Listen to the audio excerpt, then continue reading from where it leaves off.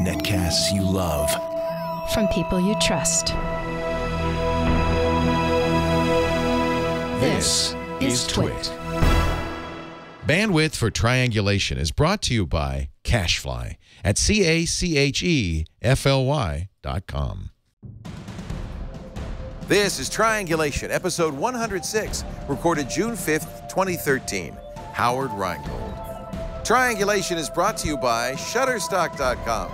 With over 26 million high-quality stock photos, illustrations, vectors, and video clips, Shutterstock helps take you and your creative projects to the next level. For 30% off your new account, go to Shutterstock.com and use the offer code Triangulation6. It's time for Triangulation, the show where we get great minds and get a chance to sit down and spend some time talking about great ideas. It's one of the shows I look forward to each week. Each week, our producer, Karsten Bondi, comes up with somebody interesting. The reason we call it Triangulation, well, originally it was because Tom Merritt was sitting in the other chair, but now it's you sitting in the other chair. If you watch us live, when we do the show around 3 p.m. Pacific, 6 p.m. Eastern Time on Wednesdays, let's see, that's 2300 UTC. You can ask questions in the chat room, and I think you might want to ask questions of our next guest.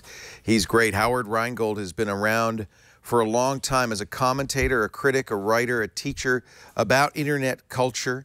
He has the best painted shoes in the world, and he is just a fun person to talk to. His most recent book called NetSmart, How to Thrive Online, but you may remember Smart Mobs, which he wrote. He is just a great guy to talk to, and we're so glad to have Howard Rheingold from his perfect office in Marin County joining us. Hi, Howard. Hi, from my dream office to your dream studio. Exactly. Although I might want to be in your dream office instead. Are you wearing painted shoes, hand-painted shoes today? I am not. I am barefoot, but I will give you an exclusive here. Okay. This is my latest pair in progress. Ooh, beautiful. Beautiful. I've not gone this direction before. It seems like every summer I feel like painting my shoes. But it's better if you don't have to wear them. That's even better yet. So, but you don't want to paint your feet. That's no good. Let's, how do you describe, when somebody says, Howard, what do you do? How do you describe yourself? Because it's hard to nail it down. You know, that's exactly right. And I started out to be a writer and did my sentence in a room alone for a long time with a typewriter. But as the technology has come along, both for creating stuff and for communicating with people about that, I thought, why limit myself to thinking of myself as a writer? So I try to explore and understand what's going on, particularly about the intersection of technology and minds and communities, and to facilitate discussion about and understanding of what it is that I find when I'm exploring. That's maybe a longer explanation. So in the process, I do write books and articles, but also instigate online communities, teach courses, make videos. We've got a lot of tools at hand now that we didn't have when we both started out. Yeah. It's changed a lot. I didn't realize, I was just looking at your Wikipedia article, and I remember this, Out of the Inner Circle, A Hacker's Guide to Computer Security, in 1985, when I think many people didn't even know there was such a thing as computer security or hackers. And then you worked as the editor-in-chief of the Millennium Whole Earth Catalog at the Hot Wired, which was a great, one of the first, in fact, commercial content websites in the mid-90s. Wired magazine did that. And Electric Minds, I remember. Was Electric Minds a spin-off of The Well? Well, my experience with The Well and with Hot Wired led me to think that where things were going with the birth of the web was towards the social web. Yeah. And that wasn't at all clear back then in 1995. So boy, that was a great education for me. I certainly learned a lot about how capitalism works in Silicon Valley. And I think a lot of intellectuals have a kind of unearned contempt for commerce. But if you meet a payroll, or better yet, fail to meet a payroll, you understand how things work a lot more than just reading articles about it. Anyway, I had a combination of social media, though it wasn't called that then, and user-generated content, although they didn't call it that then. No. 10 years too early. Right. And the death of our business model was that this was in the age when you had humans selling ads for you. It was 4 years before Google was even born. And that made a huge difference. So in 1990, I think we were named one of the 10 best websites by Time Magazine in 1996, and we were out of business by July of 1997. Oh no, we're just on that Time Magazine list this year. I'm worried. Now, but a lot of this started at the Well, and so many of the people we've talked to on this show were regulars on the Well. There was something, including myself, there was something magical that happened. The Well was a creation, I guess, of Stuart Brand as an extension of the Whole Earth catalog. It was the Whole Earth electronic link. And for me, it was my first experience of a social community, exactly, and didn't have a name for it. First experience on the internet even, because I used to drop out of the Well shell down onto the command line and go for a round. Why was the Well so important? Why do so many things still come out of that? If you talk to Craig Newmark or Steve Case, they'll tell you that they were inspired by the Well. Yeah. I think the reason it was successful and the reason it's had such influence is that it was really the first social network of social networks. So there were lots of networks before the internet. The whole point about the internet was to connect them into an internetwork. And I think that's what Stuart Brand brought to it, was that he brought the Whole Earth people who were themselves a diverse lot. They weren't all granola hippies, by the way. When I was editor of the Whole Earth Review, I met generals. I met people from the intelligence community. It was a lot of interesting people involved in that network whose common thought was think for yourself and let's use tools to be self-reliant. Brought that community together with the emerging personal computer community, the Xerox PARC people and the Wozniaks, and did that in the San Francisco Bay Area. And one genius thing that Stuart did was that he had a $0 publicity budget, but he gave free accounts to journalists.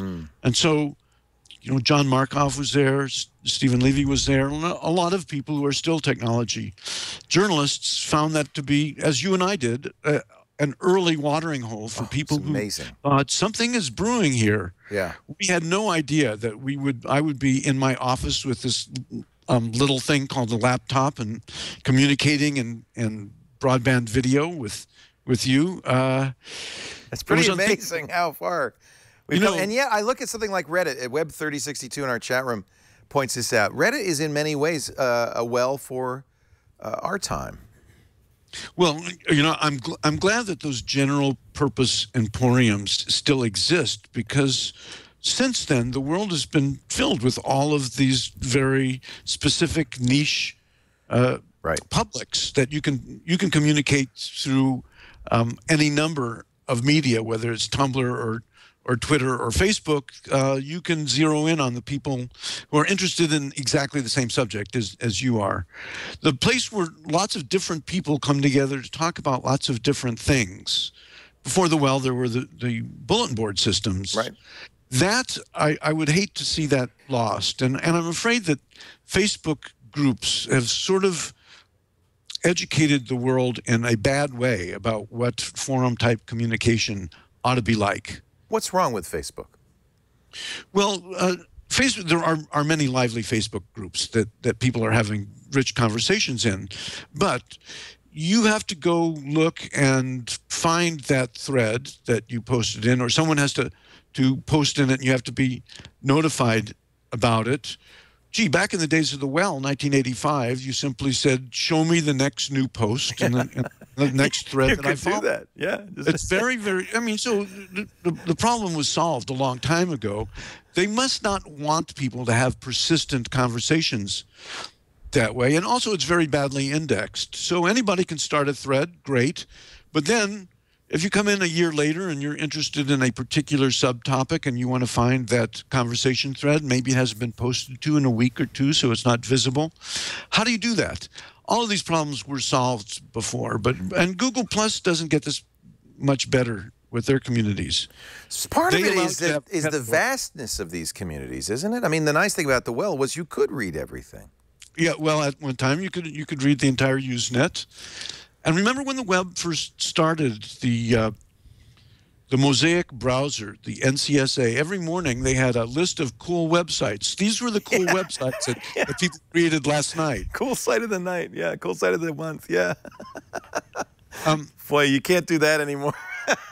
No, but you know, the way I think about it is that you're talking about Twitter or Facebook or Reddit. These are pools of potentially interesting people that if you know how to tune in, you can add to your personal learning network.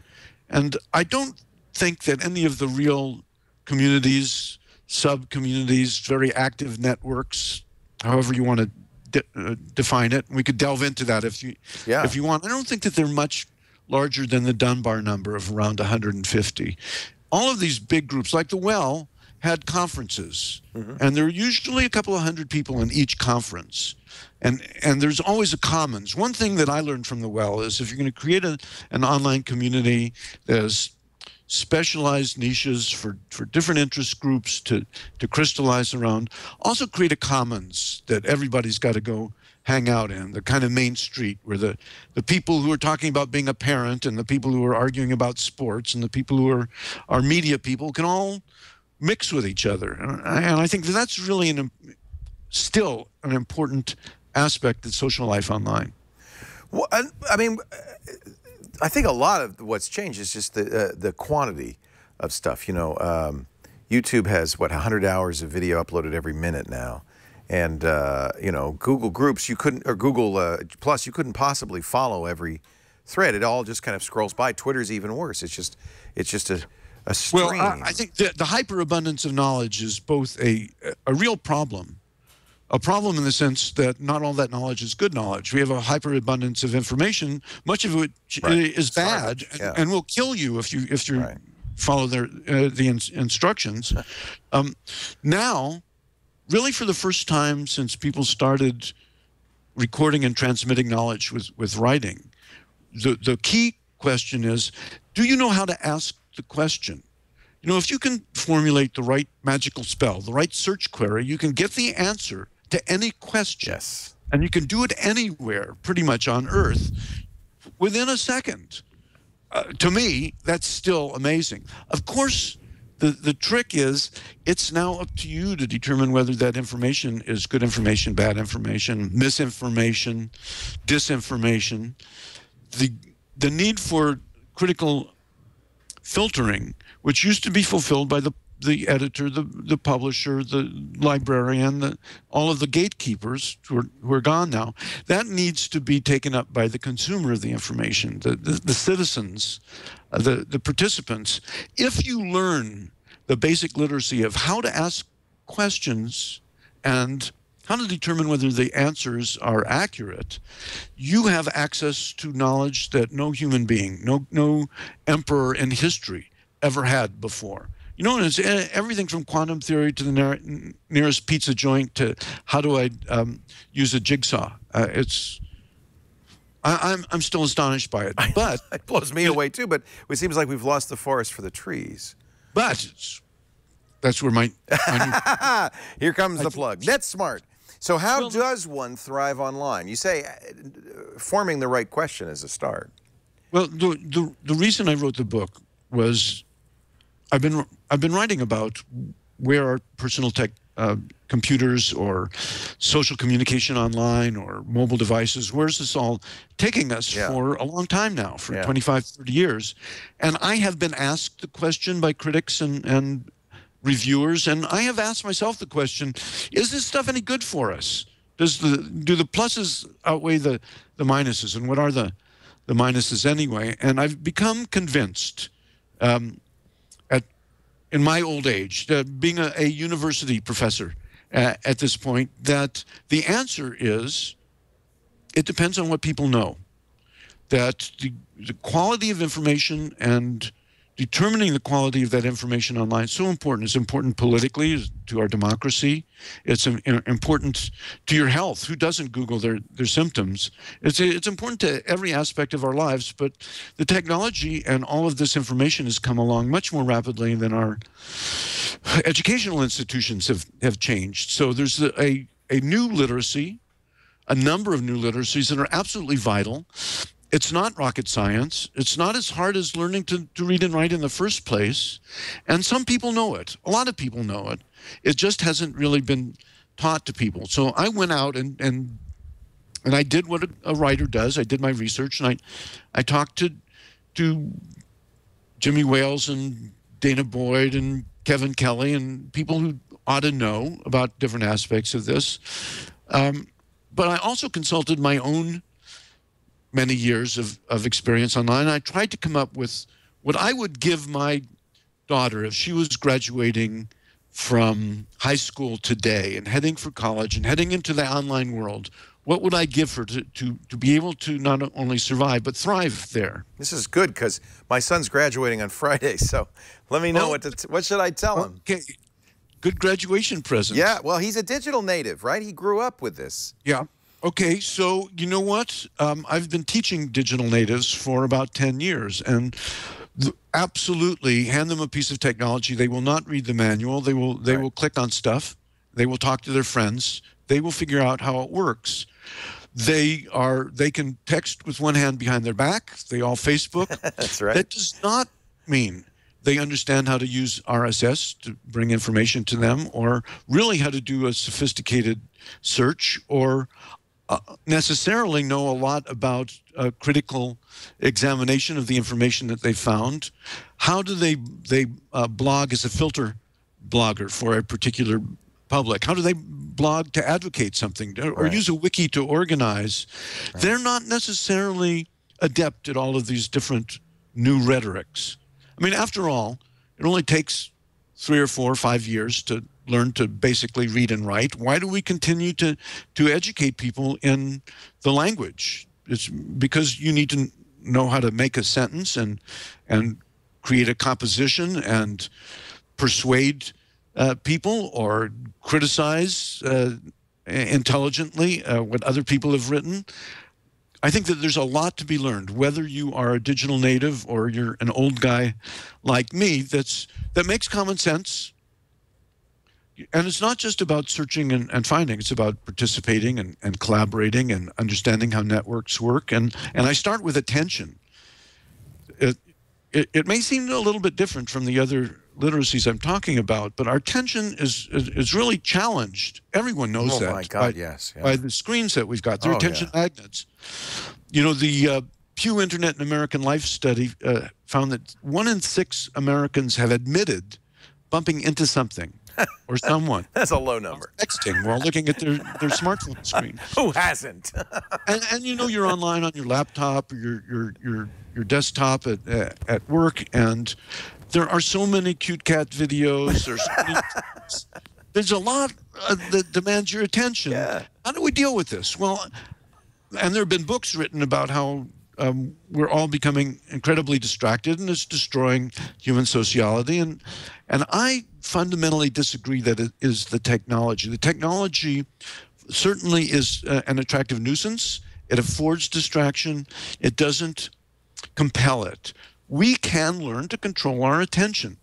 And controlling your attention online, I think, is a difference between success and failure, professionally and personally, and really on the level of all of our individual efforts adding up to a really valuable public good, and not a complete cesspool full of really ill-informed posts and blog threads and spam and porn spam and all the other bad information out there. You know, we can't really regulate what people put online, nor should we. But I think we can educate people about filtering the good stuff for each other, just as you are doing now, and I do. Yeah, certainly what we do here. You know, if you watch all the time, everything all of our staff is doing is trying to make some sense of all this. Nick Carr calls it the shallows. He says it's ruining how we think. It's ruining our brains. You disagree, I'm sure. Yeah, well, you know, in that same book, he talked about how he had to go to a cabin in the Rockies where there was no bandwidth and no electricity to get away from things. Yeah. And any writer can tell you that the world is full of distraction in a completely empty room. It's called Windows Solitaire.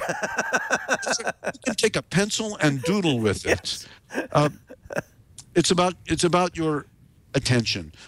You know, I would agree with him that a lot of people are thinking in a very fragmented manner. But I would say two things. I would say you're kind of stumbling around and you don't really know what you're doing, but aren't you participating in the creation of culture in a radically different way than when you were a couch potato and your only choice was which channel created by someone else to watch? So I'd say that any participation at all gives a sense of agency and autonomy to people that's vitally important, not just for digital culture, but for democracy. But I would also say that if you learn how knowledge is being constructed these days and understand the networked nature of knowledge and social communication around it, you have the ability to think in ways that people never were able to think before. And in fact, that's why Doug Engelbart created all of this in the first place,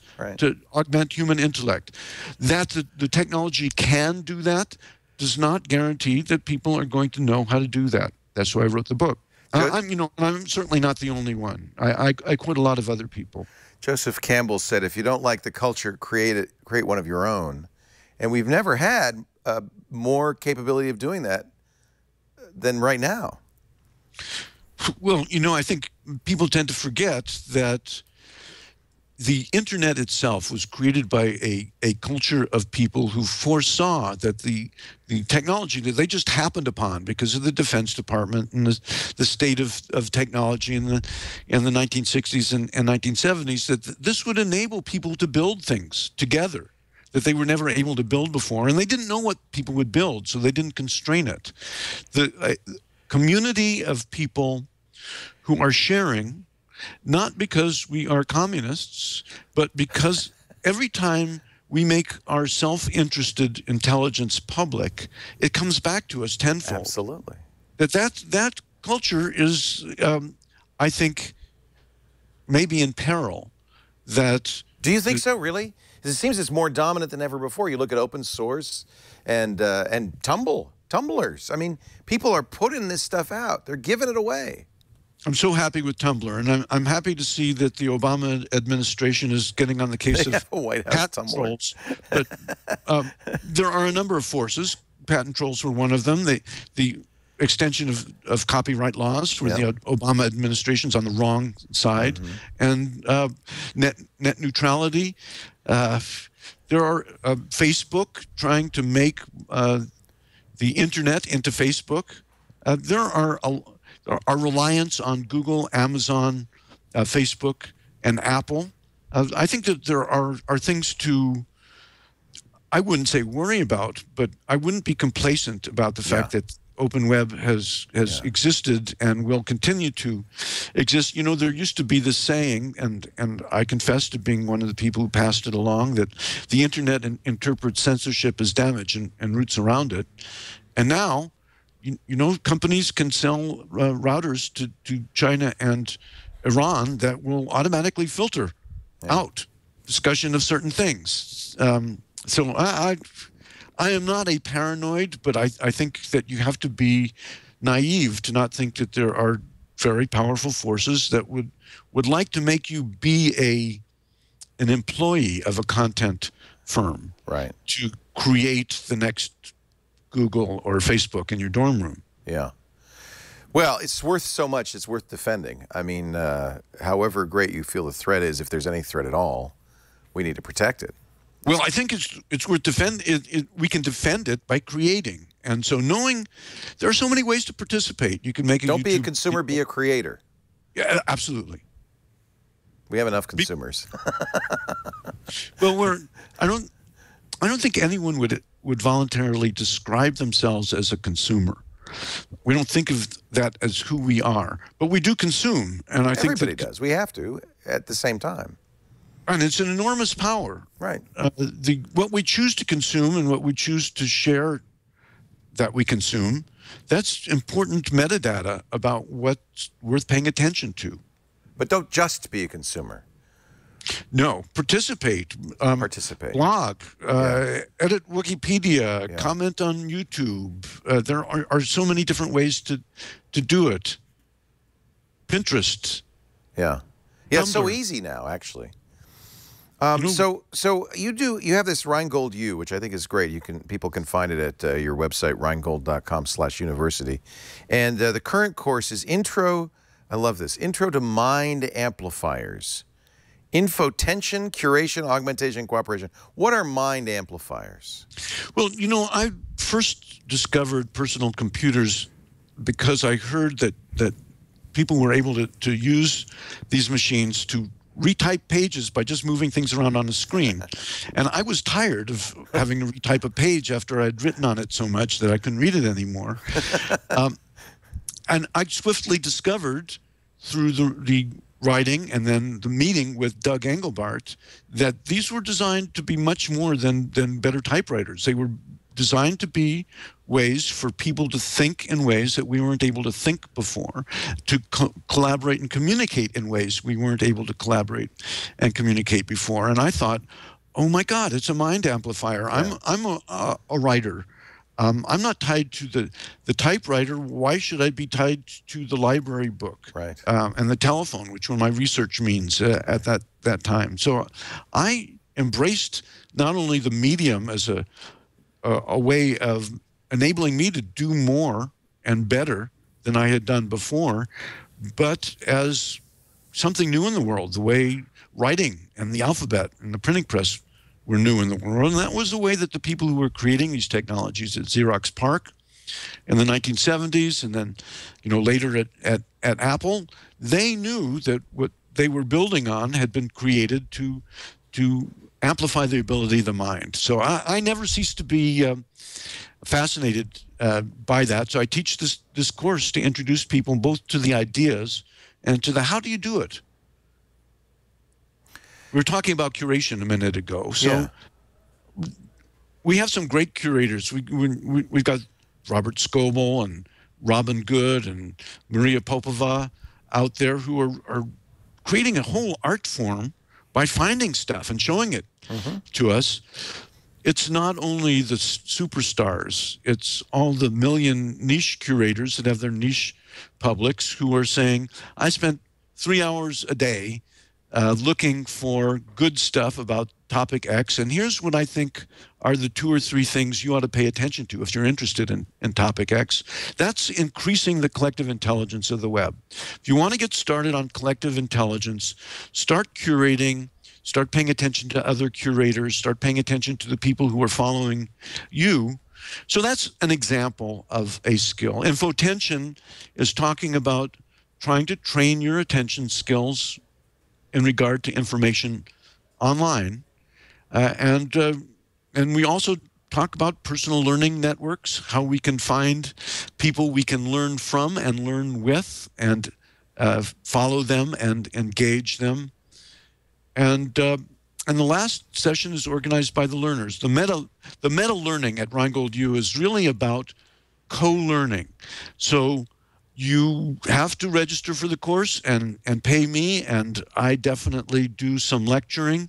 But for the most part, it's really about my facilitating what people naturally do, but have been unable to do since schools fed the monopoly on education, which is to learn together. To be human is to learn together. So I'm very excited about co-learning. We use live sessions with audio and video and whiteboards and slides. and asynchronous media like forums, blogs, and wikis, and I make it clear to people that they are not just there to absorb what I have to throw at them. They are there to help us co-create knowledge. And I think that this is what's happening. You want to learn how to do something?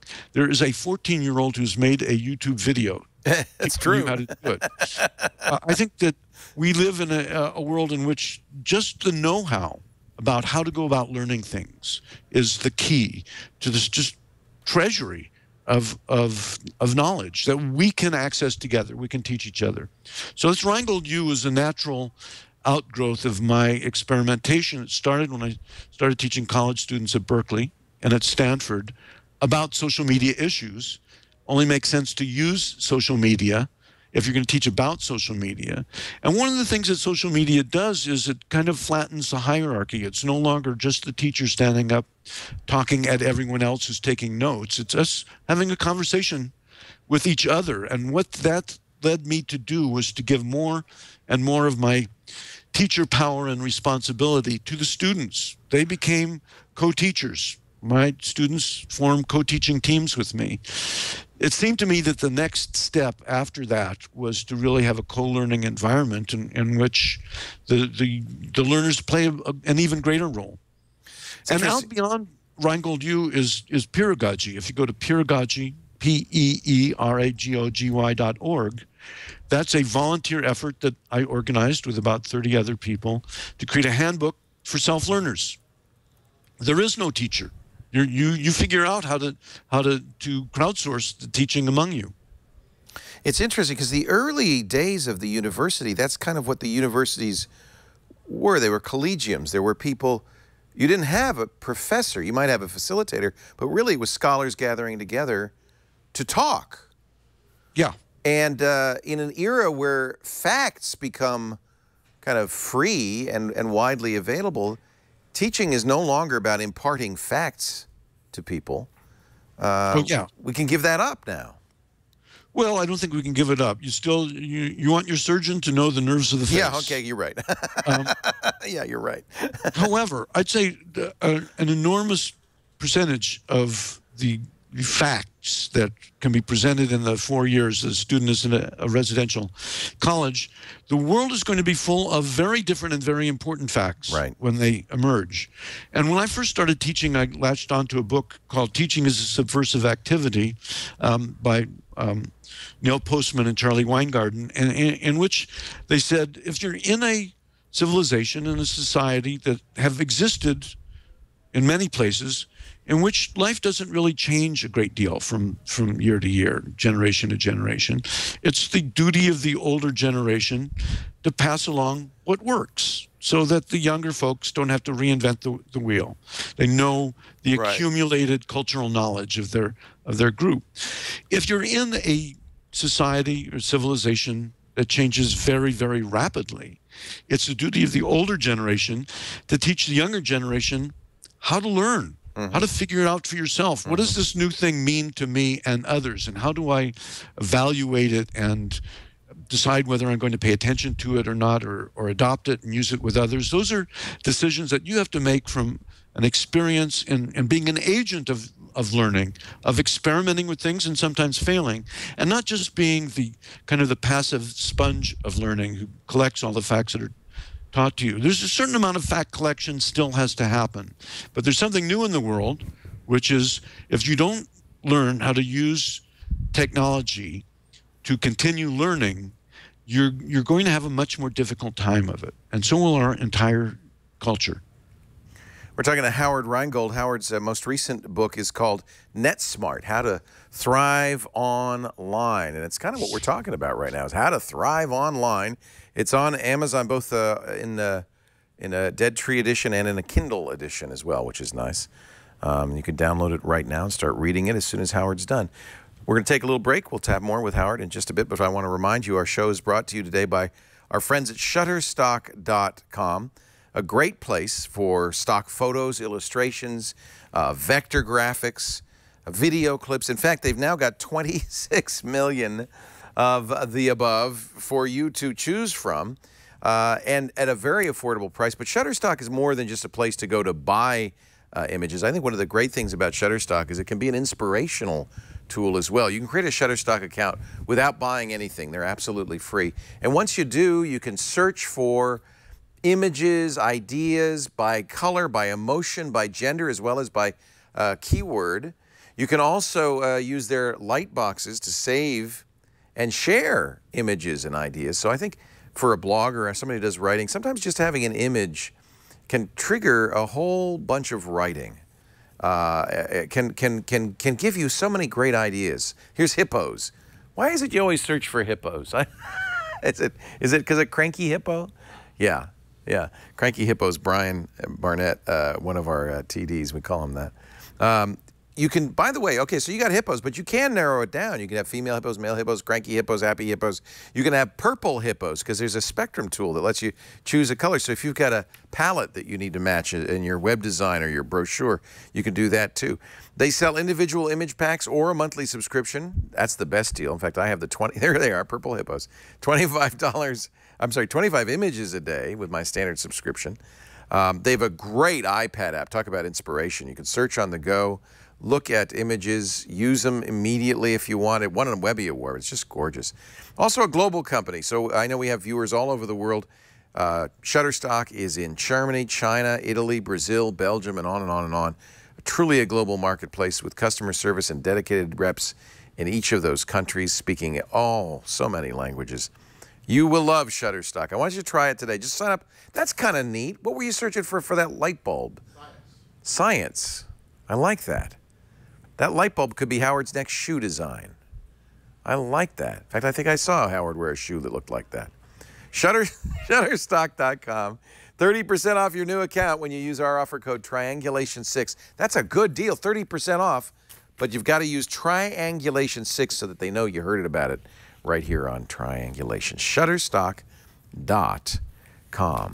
Howard Rheingold is our guest. He's a professor, a writer, a lecturer, a critic, a commentator on the world, the new world we live in, and has been somebody who's been along for the ride the whole way. How did you seek out Doug Engelbart? I did. Well, you know, it started when I was looking for a word processor, and they didn't really exist then. In fact, I went to Apple, which was 2 buildings at that point, and this is in the early 1980s, and I found Jeff Raskin. Oh, Jeff is amazing.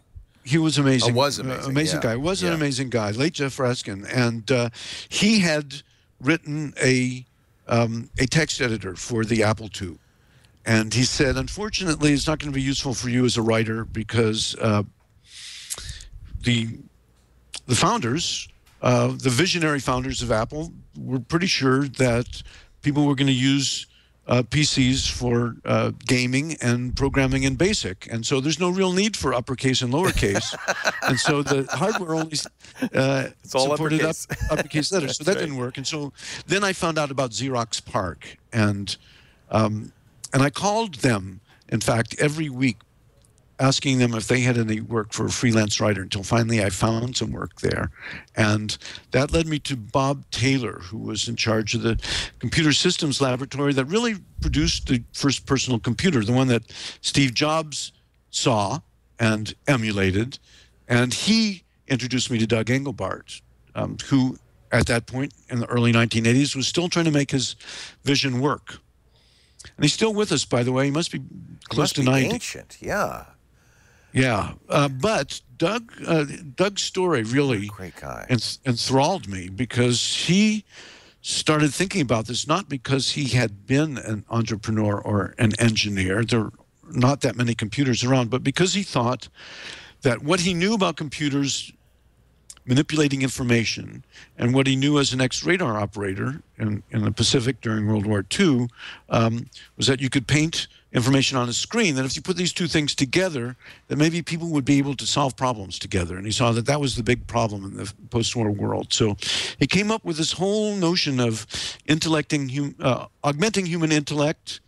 They invented the mouse. That's what most people remember about them. But also hypertext, video on computer screens, outliners. I'm sure I'm leaving out a whole a whole lot. Well, the GUI. The GUI So point and click and command the computer instead of giving it an arcane command line set of keyboard strokes. That was a big step in enabling people's minds and computers processing to begin to work together. So I thought that Apple and Microsoft were definitely interesting, but more interesting was this larger vision that had led to the creation of these devices. And there's been a thread ever since. In fact, Fred Turner at Stanford wrote a book called From Counterculture to Cyberculture that really tied the whole Earth network to the development of what became the personal computer and the web. And I think it's certainly true that the commercial exploitation of this technology created the world that we're in now. But I'm sure you remember a time when people said, "I'm going to make money on the internet." We're laughed at. Yeah. This was all created by amateurs who wanted a better tool. Yeah. Well, we interviewed Doug on the Screensavers. He brought his prototype mouse.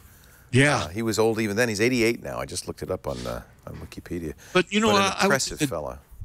Tim Berners-Lee, David Karp with Tumblr, they're in that tradition. They were people who had a vision of open participation. And I'd say that Mark Zuckerberg's version of everybody sharing would be connected with that, except the open part. Yeah. You can't try to own the whole thing. It's almost as if he took these ideas and he didn't quite get it. And I worry that that's a generational thing, that those of us who watch this struggle happen maybe have a better sense of how important it is that it be open, that this creative ferment happen, that innovation be allowed to succeed, and that there's a generation that came later that took it for granted a little bit and didn't really understand how important it was to kind of nurture it. Well, I would say one counterexample, tragic counterexample, is the late Aaron Swartz. Yeah. There was a young man who was just so devoted to open, and I think there are many others. And Steve Wozniak and Steve Jobs sold blue boxes before they were hackers. Sold computers. You bet. There are some 14-year-old hackers out there doing naughty things online today who are going to get tired of doing naughty things and are going to create the web or the Tumblr of tomorrow. Yep. Well, and I think that hacker spirit is what prompts you to create. It's the idea that I'm not going to accept the limitations that this thing gives me. I want to try to see what else I can do with it, things that never were imagined. That's hacking. You know what is encouraging, and I wonder how you feel about this, is this whole maker movement, this kind of, it's almost like, for our generation, the back to the earth movement. It's the back to the physicality movement. Let's make actual things. Here's my Arduino. All right. I love it. I got sucked into that because I wanted to make my art light up.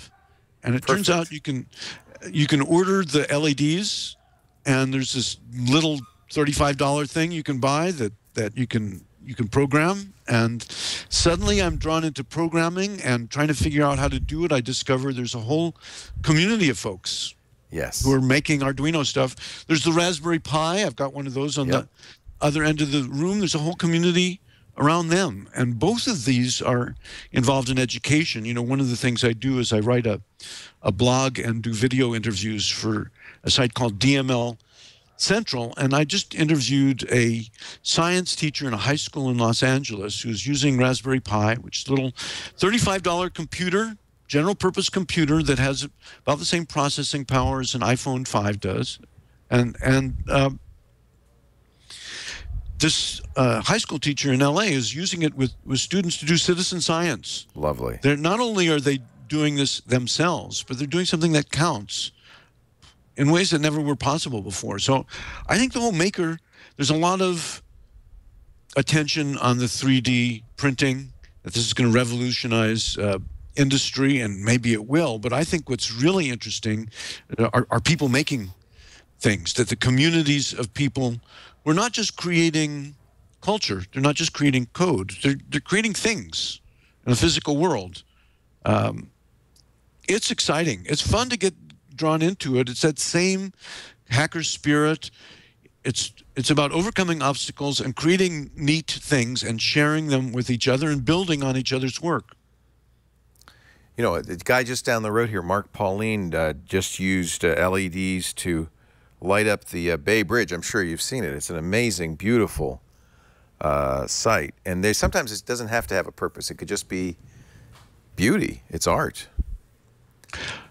You know, there's a huge movement of people who do things just to make an artistic impression on others. The whole Burning Man community within it has these people who make big things. You know, I've been to probably every major museum in the world, and you see things that people make at their own expense out there on the playa that you won't see anywhere else. Yeah.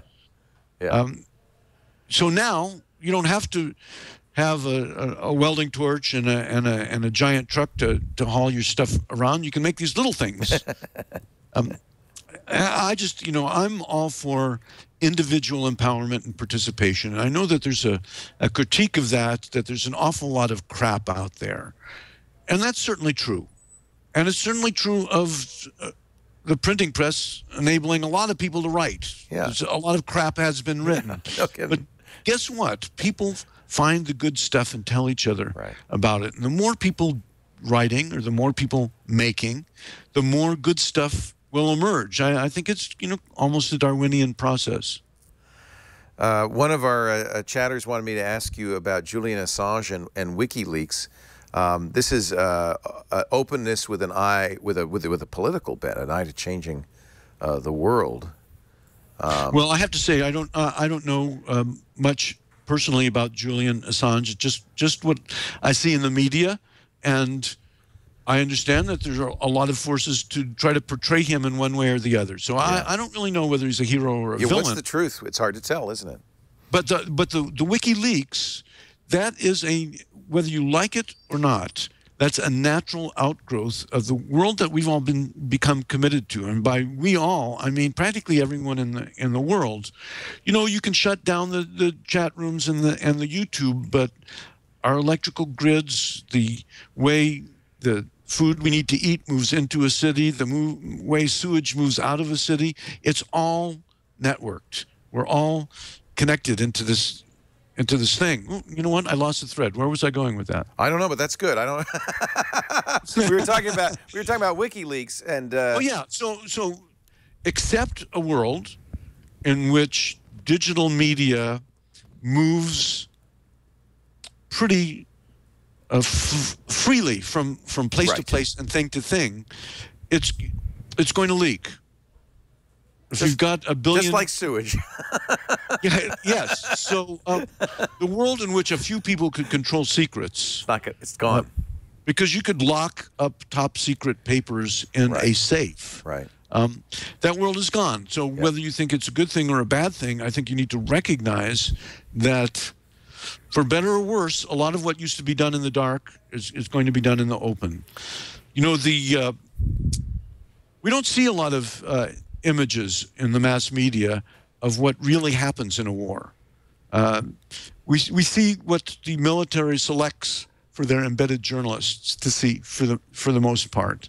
But now, we're seeing right now from the streets of Istanbul, the Turkish government would not like images of what's happening to be out there, but they're on YouTube in an instant from somebody's phone. We live in a world in which you can't make a racist remark to one audience when you're on the political circuit and not have everybody in your state know about that. That's what happened to George Allen when he ran for the Senate. Transparency and openness are built into this world that we've accepted. And you know what? There's a dark side to it for sure. Surveillance, none of the people who had great fears about surveillance in the past, from Orwell and Foucault onward, could have imagined the world of sensors and big data and being able to collect every phone call, every text message, every time your cell phone moves from one cell tower to another, every time you cross a bridge with an automatic transponder, every time you swipe your credit card, you're creating this cloud of information that can be sliced and diced and aggregated. Things can be sold to you. You can be persuaded of things. The state can find you if they want to, no matter what. There were people, you and I among them, who were wondering what we were getting into 15 years ago. That was the time to think about, is this the kind of society we want to move into? Yeah. So now that's the world we live in. What do we do with it? Yeah. That's really, I always come back to, yes, it's important to have philosophical and political arguments about whether all this technology is very good for us or not. A lot of it is not so good for us. But I think that it's essential for us to say, okay, given what we're living with, what can we do? Yes. I think that there is an attempt by some to roll the clock back to say, let's stop it. And you can't.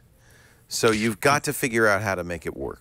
And I guess thinking ahead 15 years, which ways we want to steer it so that 15 years hence we won't say, gee, if we'd only thought about it 15 years ago. What should we be doing now to plan for the future? Well, you should plan for a future in which you don't want to be in a public place with someone you shouldn't be seen in a public place with. Yeah. Because somebody there is going to be wearing their Google Glass or its equivalent and will be filming it, and faces in what they video will be recognizable, and people will upload it. You know, years ago, before the kind of advanced things that we're talking about with Google Glass happened, at a conference, a young man said, I want to be a hacker for the NSA. And so I've kept myself off the internet as much as possible. But you know what? People take a picture of me at a party with their phone, and then they post it on Facebook, and they tag it with my name. Yep. I can't control it. Nope. So, you know, I think that there's some major adjustments we're going to have to make about what we consider to be our privacy. I don't think it's a really comfortable world, and if we could have prevented it from being this way, I would have done that. But I think, particularly when you're teaching young people these days, you have to teach them that you are creating a profile, and you should be aware of it. Yeah, that's kind of what I say, is if you want to control, you can't stop it. So if you want to control it, create stuff, create great stuff, put it out there, and let that be the thing people find about you. Yes, absolutely. I hate to say it, but when you're, 12 years old, you got to start thinking about reputation management. But it's the way it is.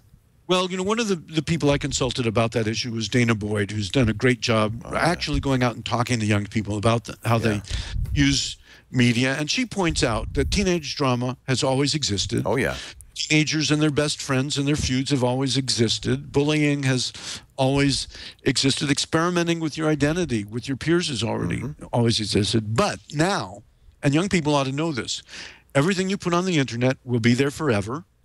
It will be searchable and connectable to your name. It will be seen by people you don't know. It can be copied and distributed to everybody in the world in seconds. And that makes for a very different kind of teenage drama than what has always existed. You need to be aware of the way in which your digital reputation is being shaped, whether you want to or not. People are shaping it. You need to try to take some control of that process.